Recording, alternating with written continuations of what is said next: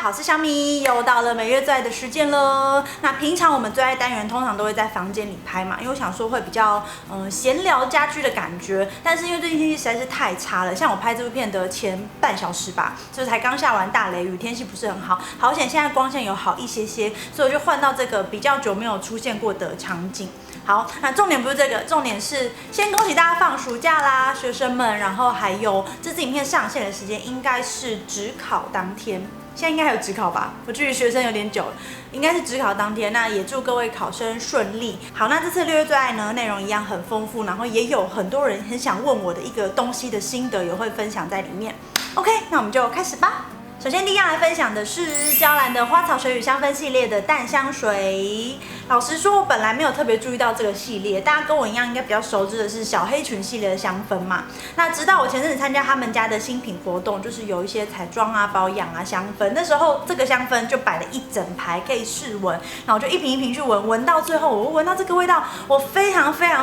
的喜欢。那它的名字叫做初夏沁梨淡香水，那主要味道是西洋梨跟佛手柑。那我不知道你们跟我一不一样，就是很多专柜香水它可能包装很漂亮，但是味道其实稍微有一点点重的。可是我个人比较喜欢的是有点清新的味道，可能是花香中带一点点果香。那这瓶呢就完全打中我的心，这个味道我真的非常的喜欢。它闻起来就是你会觉得很夏天的感觉，然后有一点点甜，可是不是那种很腻的甜，反而是给人家有一点点稍微有点活泼清新的那种香氛。那我自己觉得这个味道呢，是给人家闻起来是比较有朝气，然后虽然香香甜甜的，可是不会有侵略性的那种味道。我觉得如果你也很喜欢清新风味，如果你也喜欢清新香味的香水的话呢，真的非常推荐你们可以去专柜试试看这一瓶。而且我觉得它的包装也还蛮可爱的，还有点像是那种蜂巢的网格状，然后玻璃瓶，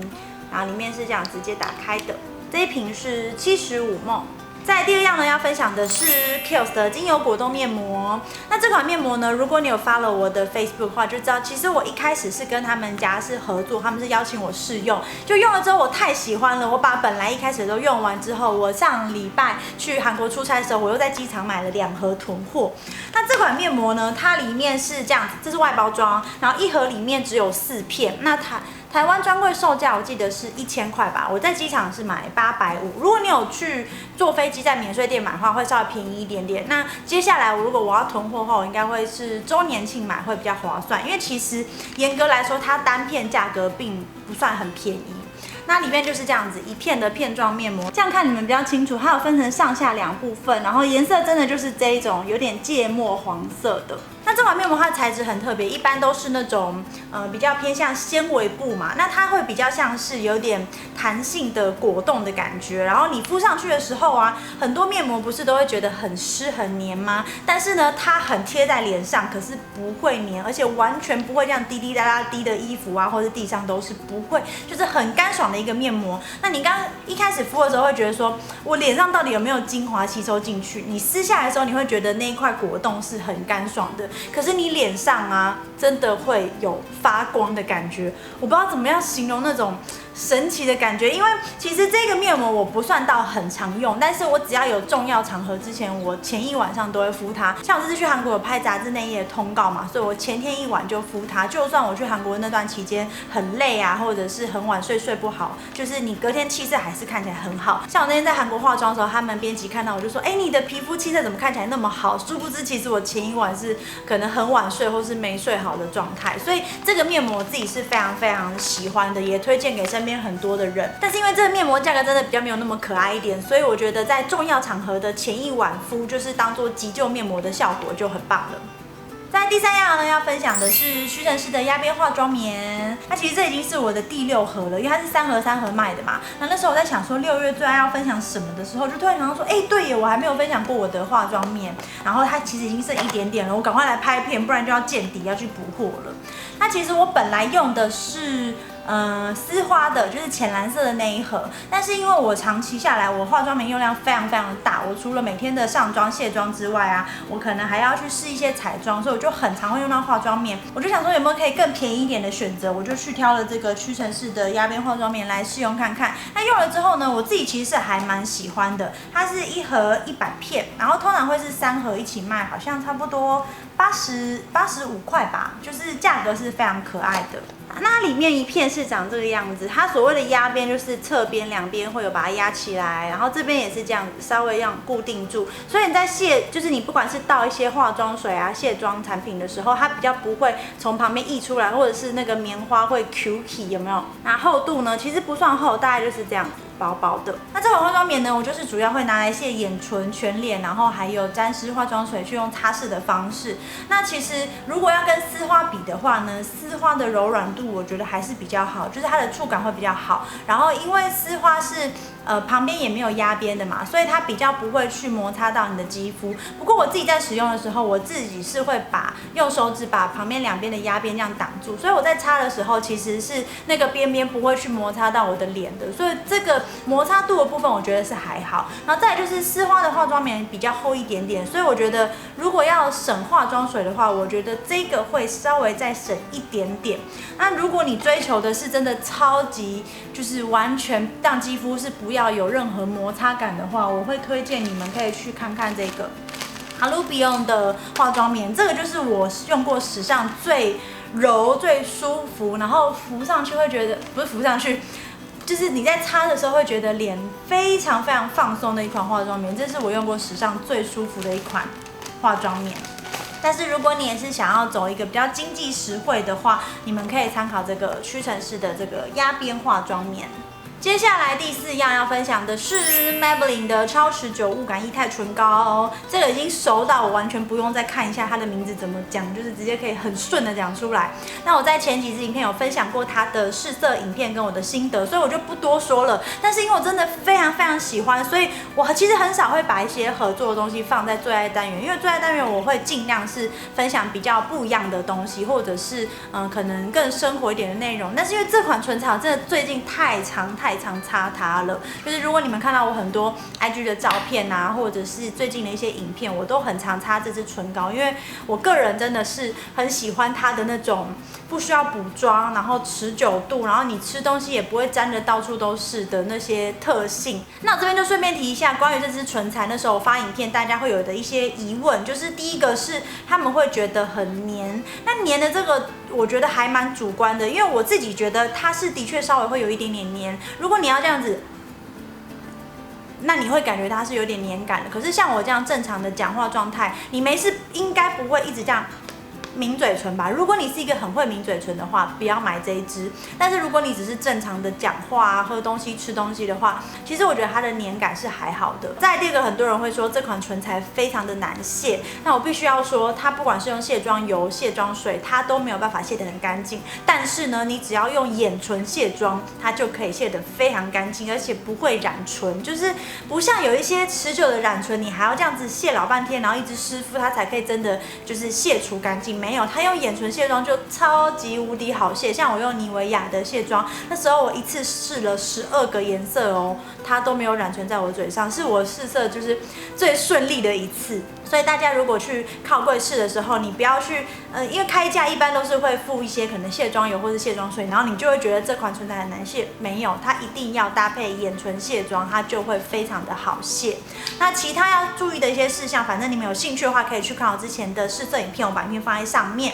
那我最喜欢的颜色就是70跟75嘛，那我今天擦的是70号，那我那时候试色影片擦的是75号，那所有想看的颜色那个试色影片都有，大家有兴趣可以去逛逛。再来下一样呢是 DJI AF 的白色乐福拖鞋。其实我在出国前，我就是一口气买了他们家4双鞋，那我其中穿了3双，但是我穿搭频率中最常穿的是这一双白色的乐福鞋。那时候我运气很好的是，它刚好在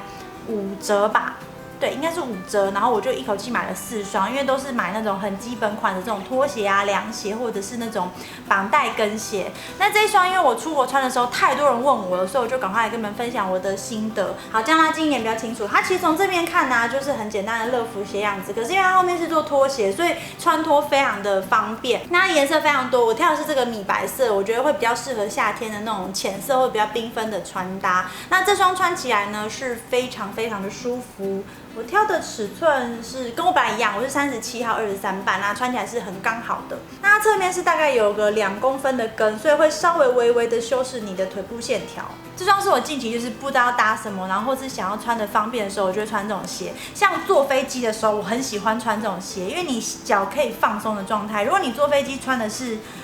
比较束缚的鞋的话，你就会觉得你已经座位很小了，然后你整个人还要在里面动弹不得的感觉。所以我还蛮喜欢在搭飞机或者是长时间要走路的时候，我会穿这种比较让人可以放松的鞋款。那如果真的要挑它的缺点的话呢？也不算缺点啦，就是自己个人的穿鞋习惯，就是因为它是白色的，所以它如果你走路或者是你可能坐着会不小心去磨到一些桌角，旁边就会稍微有一点点磨损的痕迹。不过还是不减我对它的爱啦，我个人还蛮喜欢这双。如果我有找到它还有在卖的链接，我再放在下面的资讯栏给你们参考。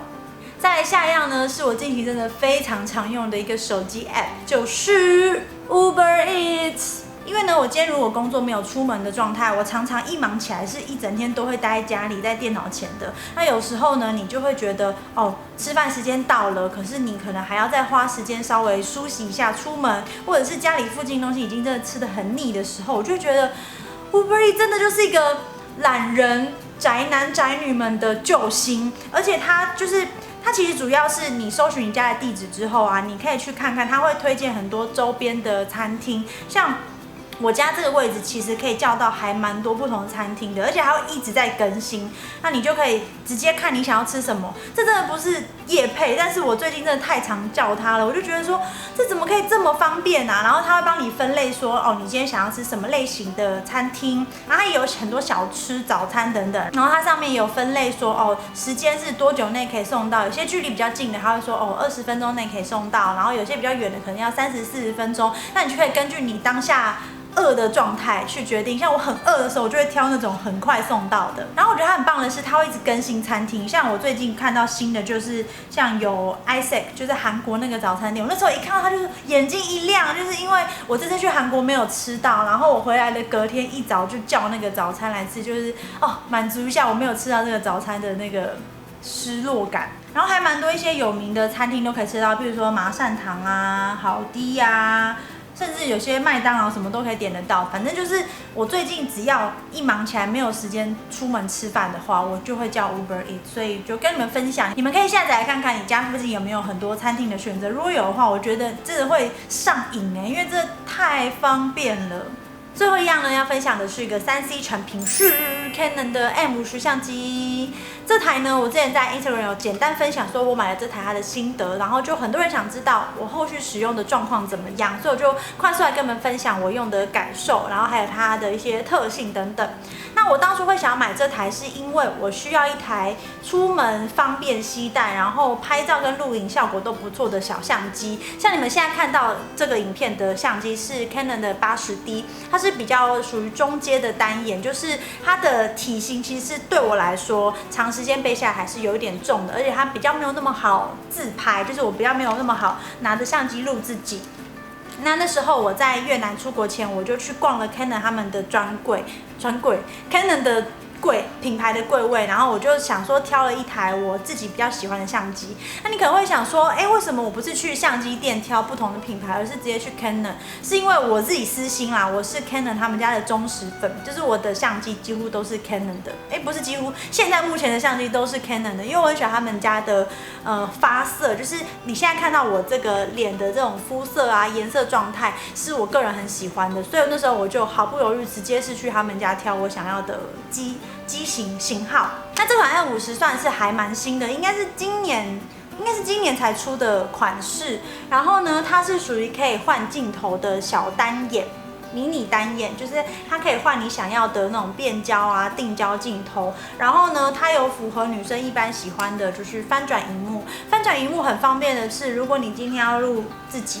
然后或者是你要自拍的话，这种荧幕当然就是必须的。然后再就是它可以换镜头嘛，所以如果你很喜欢那种拍起来很有景深感的话，你就可以去考虑加购他们家的定焦镜。像我之后就有可能会去加购，我还在考虑中。再来就是操作上啊，我觉得它也算还蛮好上手的。然后呢，它其实是属于小单眼嘛，所以它比起数位单眼，就是不能换镜头那种小相机，它的画质、发色，然后拍起来的细腻度会更好。当然没有到单眼这么好，但是我觉得以一台这个体型大小的相机来说，我觉得它已经还蛮符合我的需求了。再来就是它也有触控荧幕，所以我觉得操作上什么也都很方便。然后你拍完照或是拍完影片，都可以直接快速的用 WiFi 或蓝牙传到手机上。所以我觉得一般人需要的基本功能，我觉得它都有。像这台它出的时候，我看它的标语就是 slogan， 就是主打，就是你如果今天是出门想要拍一些记录影片、生活旅行影片的话，这台就是一个很方便的旅行机。那我实际像我去了越南啊，去了韩国拍下来回来，我觉得它的确有符合这个需求。我目前还没有找到什么很大很致命的缺点，用下来都很喜欢。然后价格定价上，我觉得也算是非常的合理。所以如果你的预算没有高到可以买到单眼，或者是说你想要找一台方便携带的小相机的话，这台我真的觉得是一个很不错的选择。像我是去三创它有一个 Canon 的柜位，你可以直接去试用这台机器，然后看它的发色、它的操作起来你喜不喜欢。而且我已经成功烧到2个人，就是梦露跟 Katie， 不对，是3个人，梦露、Katie 跟 Regina， 就是我不知道他们用的心得怎么样，但是他们在看了我用之后，他们也还蛮喜欢这台相机，所以就下手了。如果你想要看这台相机拍起来的画质或者整体感觉怎么样的话呢，可以参考我的越南 vlog， 我把影片放在上面，那支影片全部都是用这台相机完成的。好，不然你讲相机讲到有点太兴奋了，希望你会喜欢这次的6月最爱分享。那如果你看完之后呢，你觉得有什么东西你是特别有兴趣的，或是你们有任何问题都一样可以在下面留言跟我分享。那只要有时间，我都会尽量看大家留言，回复大家留言。那就这样啦，别忘了帮我按一个喜欢，那记得订阅我的频道，可以点这边。那我们就下次见，拜拜。